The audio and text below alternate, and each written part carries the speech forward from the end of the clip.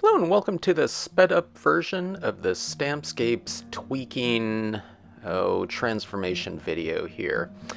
This scene looked pretty developed, but it really needed a little bit of extra, variation in it. So a lot of blue tones, green tones, but otherwise kind of a similar note running through the entire scene.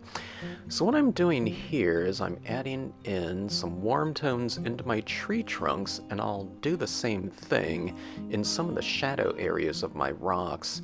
Now this scene was done, a couple years ago, I think, and it has been pretty thoroughly spray sealed, and I believe that I spray sealed it with a Krylon triple thick, but there are some different types of media that can be utilized on here. Those are the alcohol pens, and surprisingly, I was able to apply some colored pencil here. Now this is a Prismacolor black, and that's a pretty soft pencil, but I was able to develop my shadows a little bit more and to create kind of a stronger light direction within the scene. Okay, now we're adding in a focal point here. Now she was probably the biggest element that you can add in here. But now we have a strong focal point. I'm adding a shadow so that looks like she's sitting on the rock. You want to add shadows around your figures so that they're kind of situated in terms of lighting. Okay, now another big element here are these little orbs, and I'm adding them into these kind of darker, kind of lost areas of the scene where there was nothing really going on. I wanted those shadow areas to be nice and rich, but there were otherwise kind of negative space.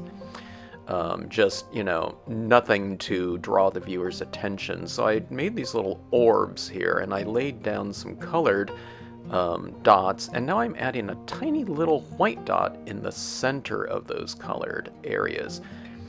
I wanted to make some of these orbs a little bit more dominant and varied with this red paint. So I'm adding in a little bit of a stronger, kind of halo around that center dot, and going back in and adding a little bit of a warm dot to the red ones here.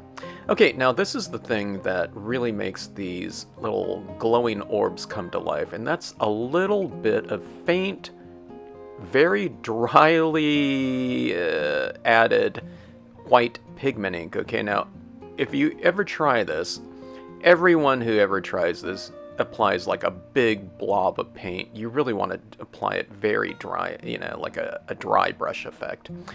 I lost some of my moonbeams there, so I went back in and kind of redefined them a little bit with some additional white, and I will go back and I'll spray seal this again, adding in some reeds in the foreground, and this is a before and after. A little bit more whimsical and a stronger center of focus. Hope you enjoyed it. Thanks so much for watching.